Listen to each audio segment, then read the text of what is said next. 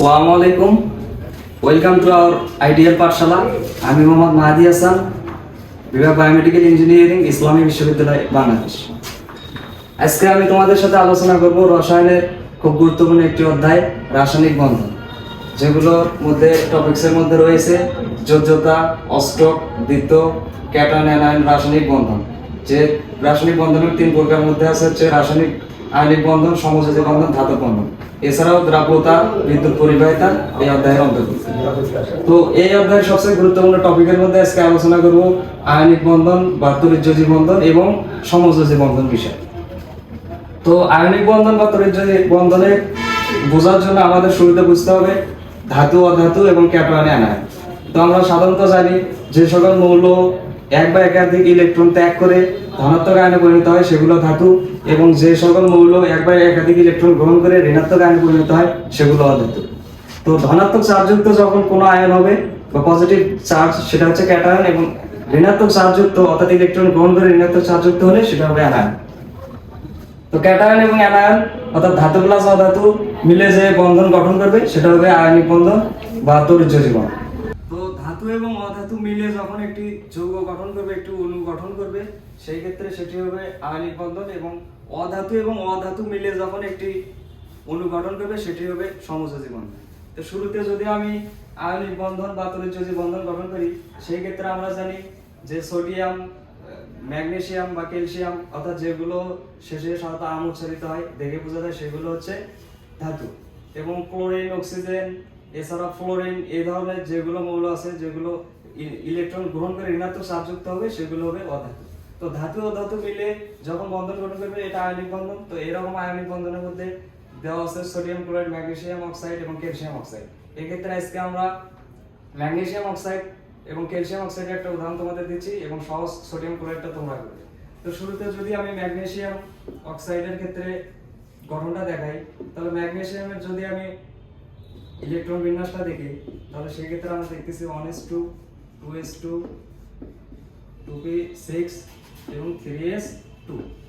তো এই ক্ষেত্রে আমরা দেখতে পাচ্ছি যে প্রধান শক্তি স্তর 1, এই 2 এগুলো হচ্ছে প্রধান শক্তি স্তর, এবং sp এগুলো হচ্ছে উপশক্তি স্তর। তো এই ক্ষেত্রে আমরা দেখতে পাচ্ছি যখন আয়নিক বন্ধন গঠন করবে, প্রত্যেকটা মৌল, প্রত্যেকটা পরমাণু সবসময় তার সর্বশেষ কক্ষপথে অষ্টক বা দ্বিত্ব পূরণ করার চেষ্টায় থাকবে। তো সেই ক্ষেত্রে এখন ম্যাগনেসিয়াম আমরা দেখতে পাচ্ছি যে তার প্রথম কক্ষপথে দুটি অর্থাৎ ডুয়েট আকারে আছে, এবং দ্বিতীয় কক্ষপথে 6 আর 2 8টি ইলেকট্রন আছে, কিন্তু লাস্ট কক্ষপথে দুটি ইলেকট্রন আছে। এটা যদি আমরা ইলেকট্রন তাদের কক্ষপথ অনুযায়ী দিয়ে দেই, সেই ক্ষেত্রে দেখতে পাচ্ছি যে প্রথম কক্ষপথে দুটি এবং পরের কক্ষপথে 8টি ইলেকট্রন, এবং শেষ কক্ষপথে দুটি ইলেকট্রন থেকে যাচ্ছে। এবং আমরা দেখতে পাচ্ছি ম্যাগনেসিয়াম অক্সাইড গঠনের ক্ষেত্রে ম্যাগনেসিয়ামের এই লাস্ট কক্ষপথে দুটি ইলেকট্রন বেশি থাকতেছে, এবং এই দুটি ইলেকট্রন এর যদি ছেড়ে দেয় সেই ক্ষেত্রে তার দ্বিতীয় এই কক্ষপথে অষ্টক পূরণ থাকতেছে। আর সব সময় স্থিতিশীলতা অর্জন করার জন্য সে লাস্ট কক্ষপথে অষ্টক অবশ্যই পূরণ করার চেষ্টা করে। তা আমরা যদি এখানে অষ্টক পূরণ করার চেষ্টা করতে থাকি, তাহলে ম্যাগনেসিয়াম থেকে দুটি ইলেকট্রন সরে যাবে, অবশ্যই সে দুটি ইলেকট্রন ত্যাগ করবে। এবং অক্সিজেন এই ক্ষেত্রে দেখা যাবে অষ্টক পূরণের ক্ষেত্রে অক্সিজেনের যদি আমরা ইলেকট্রন বিন্যাসটা এখানে তোমাদের দেখাই, সেই ক্ষেত্রে অক্সিজেনের দেখতে পাচ্ছি 1s2, 2s2, 2p4, অর্থাৎ দ্বিতীয় কক্ষপথে দেখা যাচ্ছে 6টি ইলেকট্রন আছে, যার অষ্টক পূরণের জন্য আরো দুটি ইলেকট্রন লাগতেছে। তো খুব সহজভাবে আমরা দেখতে পাচ্ছি যে ম্যাগনেসিয়াম থেকে দুটি ইলেকট্রন যদি আমরা অক্সিজেনকে দিয়ে দেই, তাহলে অক্সিজেনের অষ্টক পূরণ হচ্ছে। তো অক্সিজেনের কক্ষপথে যদি আমরা ইলেকট্রনগুলো দিয়ে দেই, সেক্ষেত্রে দেখতে পাচ্ছি 2, 4, 6, অর্থাৎ দুটি ইলেকট্রন লাগছে। এই দুটি ইলেকট্রন আমরা একে দিয়ে দিলাম যাতে অষ্টক পূরণ হওয়ার জন্য উভয়ের ক্ষেত্রে অষ্টক পূরণ। তো তোমরা দেখতে পাচ্ছ যে এখান থেকে এই দুটো যদি আমি ওকে দিয়ে দেই, এই দুটি ইলেকট্রন দিলে এরও তখন 8টি ইলেকট্রন পূরণ হবে, অর্থাৎ তখন স্থিতিশীলতা অর্জন করবে এবং অপরের সাথে বন্ধন গঠন করবে। তো আমরা আবার যদি এটা একটু দেখাই, সেই ক্ষেত্রে দেখতে পাচ্ছি ম্যাগনেসিয়াম দুটি ইলেকট্রন দিয়ে সর্বশেষ কক্ষপথে 8টি ইলেকট্রন থাকতেছে, 8টি ইলেকট্রন, এবং যেহেতু দুটি ইলেকট্রন দিয়েছে সুতরাং আমরা জানি দুটি ইলেকট্রন ছেড়ে দিয়ে 2+ ধনাত্মক আয়নে পরিণত হবে এবং এই দুটি ইলেকট্রন অক্সিজেন গ্রহণ করলো, পরপর এই অক্সিজেন 2- গ্রহণ করবে। আর বিক্রিয়াটা যদি আমরা সরল করে দেখাই, তাহলে ম্যাগনেসিয়াম কি করেছিল, দুটি ইলেকট্রন ছেড়ে দিয়ে 2+ ধনাত্মক আয়নে পরিণত হয়েছিল।